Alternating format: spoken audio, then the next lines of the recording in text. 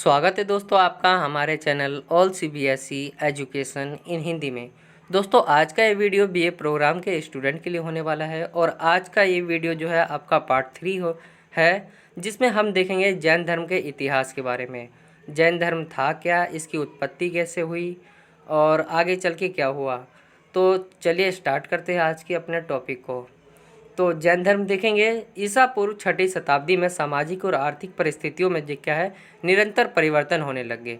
मैंने आपको पहले ही बताया था जो आपकी उत्तर वैदिक कालीन जो काल था उसमें क्या थी, कई सारी कमियां थी। उसी के कारण क्या है कि जैन धर्म और बौद्ध धर्म का उदय हुआ। तो यही कह रहे हैं इसमें ईसा पूर्व 6वीं शताब्दी में क्या हुआ, सामाजिक और आर्थिक परिस्थितियों में क्या हुआ, निरंतर परिवर्तन होने लग गया, जिससे क्या है जैन संप्रदाय और बौद्ध संप्रदायों का जन्म हुआ, जो धार्मिक आंदोलन का स्वरूप पाकर सुधारवादी आंदोलन बन गए। जैन मान्यताओं के अनुसार जैन धर्म के जो उत्पत्ति और विकास है उसके लिए 24 जो तीर्थकर है वो उत्तरदायी थे। इस मत के अनुसार जैन धर्म एक शाश्वत धर्म है जिसकी पुनर्स्थापना तीर्थकर जो है ऋषभदेव जो है उनके द्वारा की गई। जो आपका जैन धर्म है जिसकी पुनर्स्थापना माना जाता है ऋषभदेव द्वारा की गई है। इनके अनुसार 23वें तीर्थकर पार्श्वनाथ थे तथा महावीर स्वामी 24वें एवं अंतिम तीर्थकर थे। महावीर के निकटतम पूर्वज पार्श्वनाथ, जो महावीर के जो निकटतम पूर्वज है वो पार्श्वनाथ है। तो वो कहाँ के थे, वो बनारस के थे और वहाँ के राजकुमार थे। इनका काल जो है पार्श्वनाथ का काल 250 वर्ष पहले था महावीर से। 30 वर्ष की आयु में वैराग्य होने के कारण गृह त्याग करके ये सन्यासी हो गए। 83 दिनों तक घोर तपस्या के बाद इन्हें ज्ञान जो है प्राप्त हुआ और जैन अनुश्रुति के अनुसार 100 वर्षों तक इन्होंने धर्म का प्रचार किया। तो ये सारी बातें जो थी पार्श्वनाथ की थी, जिन्होंने क्या है कि इतने वर्षों की 30 वर्षों की आयु में क्या है वैराग्य होने के कारण जो है गृह त्याग करके ये सन्यासी हो गए और 83 दिनों तक की घोर तपस्या की इन्होंने और इनको जो है ज्ञान की प्राप्ति हुई। और जैन अनुश्रुति के अनुसार 100 वर्षों तक इन्होंने क्या है धर्म का प्रचार किया। आगे भी है देखते। पार्श्वनाथ वैदिक धर्म के कर्मकांडों और वेदवाद, जो भी आपके वेद थे ब्राह्मण द्वारा बनाए गए वेद थे, उनके क्या थे, वह कटु आलोचक थे और प्रत्येक व्यक्ति को मोक्ष का अधिकार मानते थे। पार्श्वनाथ ने अपने अनुयायियों को आचार संहिता प्रदान करते हुए 4 महाव्रतों का प्रतिपादन किया। एक था सत्य, दूसरा अहिंसा, तीसरा अपरिग्रह तथा अस्तेय। तो इनकी मीनिंग बता देता हूँ मैं, मतलब क्या। सत्य मतलब होता है सच बोलना, अहिंसा मतलब किसी को हानि ना पहुँचाना, लड़ाई झगड़ा ना करना, अपरिग्रह मतलब होता है धन जो होता है, पैसा होता है, उसको हम इकट्ठा करके ना रखें, ये ऐसा कहा जाता है इनके द्वारा। और जो लास्ट है इनके द्वारा दिया गया व्रत वह है अस्तेय। इसका मतलब होता है कि एक मिनट, अस्तेय मतलब होता है चोरी न करना। तो ये 4 थे, सत्य, अहिंसा, अपरिग्रह तथा अस्तेय। लेकिन 5वां एक और है, ये है ब्रह्मचर्य का समावेश जो है महावीर जी ने किया। ये जो लास्ट का है ब्रह्मचर्य, तो ये क्या है कि महावीर जी है उन्होंने इसमें जोड़ा है महाव्रतों में। तो ये 5वां। और ब्रह्मचर्य मतलब होता है आपका नारी से शारीरिक संबंध ना रखना। तो ये 5 महाव्रत थे, इनको मिलाकर जो है 5 महाव्रत बनते हैं। आगे देखते हैं हम महावीर जी के बारे में। तो महावीर जी है महावीर स्वामी, उनका जो जन्म हुआ है वह वैशाली के कुंडग्राम में हुआ है और 540 ईसा पूर्व हुआ था। इनके बचपन का नाम था वर्धमान और इनके पिता का नाम सिद्धार्थ था, माता का नाम त्रिशला था तथा इनकी पत्नी का नाम यशोधरा था। इनकी एक पुत्री थी जिनका नाम प्रिय दर्शना मिलता है ऐसा। पिता की मृत्यु के बाद क्या है कि राजा बने जो इनके बड़े भाई थे नंदी वर्धन से अनुमति लेकर इन्होंने क्या है 30 वर्ष की अवस्था में तपस्या करने के लिए निकल पड़े। जो महावीर थे, पिता की मृत्यु हो गई इनके, तो उनके बाद जो राजा बना वो उनका भाई था, बड़ा भाई, जिनका नाम था नंदी वर्धन। उनकी क्या है कि अनुमति ली 30 वर्ष की आयु में महावीर जी ने और जो है घोर तपस्या के लिए वो निकल पड़े। वैशाली के राजा चेतक, चंपा, नरेश, दाहिवान ये आगे के आदि इनके शिष्य थे। ये आपके थोड़े पेज में दिक्कत हो गई है। तो ये पिता की मृत्यु के बाद क्या थे, राजा बन गए थे इनके बड़े भाई, और उनकी अनुमति ली थी इन्होंने 30 वर्ष की अवस्था में, और ये तपस्या करने के लिए निकल चले थे।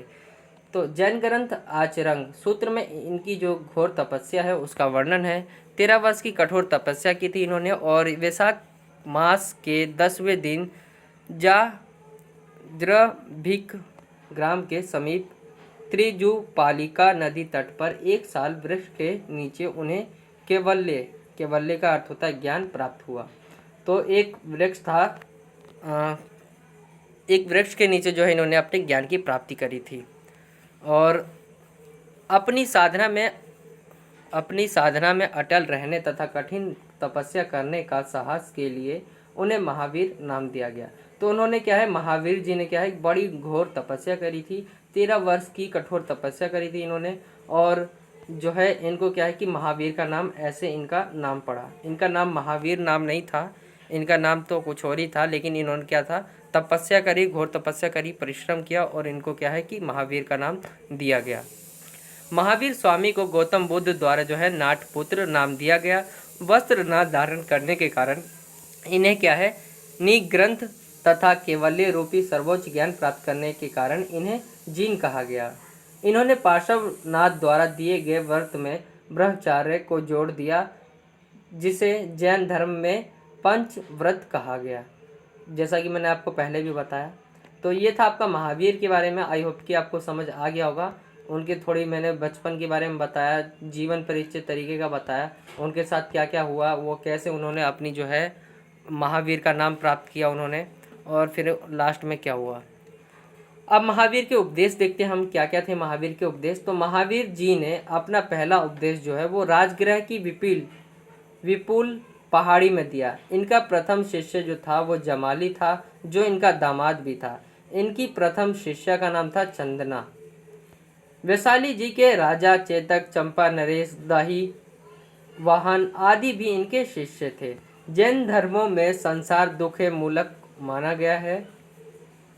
मनुष्य जो है, एक मिनट, जैन धर्म में क्या है, संसार जो है दुख मूलक माना गया है। मनुष्य वृद्धावस्था और मृत्यु से घिरा हुआ है। ये जैन धर्म कहते हैं कि ऐसा कि जो संसार है वो दुखों से भरा हुआ है और मृत्यु से घिरा हुआ है।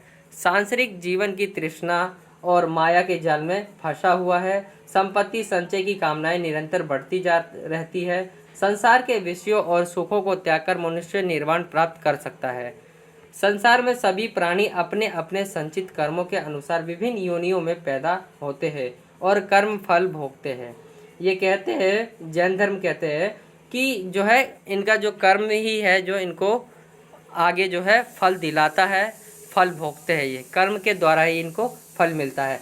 कर्म फल से छुटकारा पाने के लिए त्रिरत्न का अनुशीलन आवश्यक है। एक सम्यक विश्वास, सम्यक ज्ञान और सम्यक कर्म। महावीर मानते थे कि निर्जीव पदार्थ चेतना अथवा आत्मा से संपन्न है और गलत व्यवहार से उनको दुख पहुंचता है। मतलब जो निर्जीव चीज़ें हैं उनके अंदर भी जान है और उनके साथ जो गलत व्यवहार होते हैं उनसे उनको क्या होता है, दुख होता है। अर्थात अहिंसा को सर्वोच्च माना गया है। जैन धर्म में ईश्वर की मान्यता नहीं है।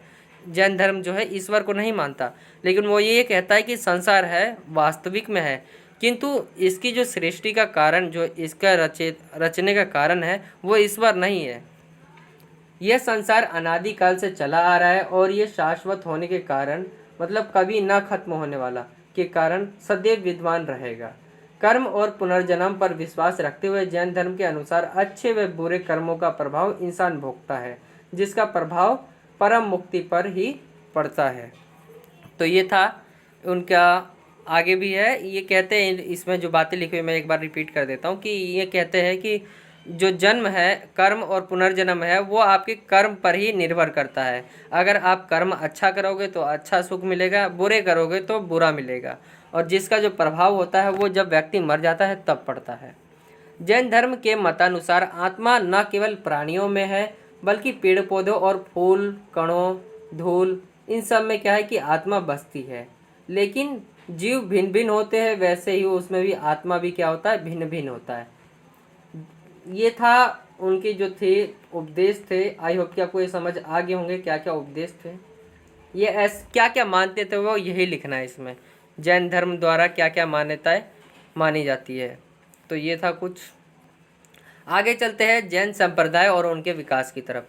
तो जैसे जैसे आगे बढ़ा समय, वैसे कालांतर में जैन धर्म के अनुयायी जो थे वो दो संप्रदायों में बट गए।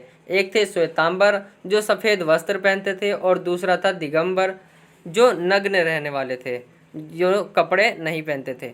चंद्रगुप्त के समय मगध में अकाल पड़ गया था और जैन संप्रदाय के जो प्रमुख थे भद्रबाहु अपने अनुयायियों के साथ दक्षिण भारत चले गए, और दूसरा जो था स्थल भद्र अनुयायियों सहित मगध में ही रुके। तो दो भागों में बट गए थे, एक श्वेतांबर और दिगंबर। तो आई होप कि आपको ये समझ आ गया होगा। यही था आज का ये आपका टॉपिक, जैन धर्म और बौद्ध धर्म। आई होप कि आपको अच्छे तरीके से आ गया होगा।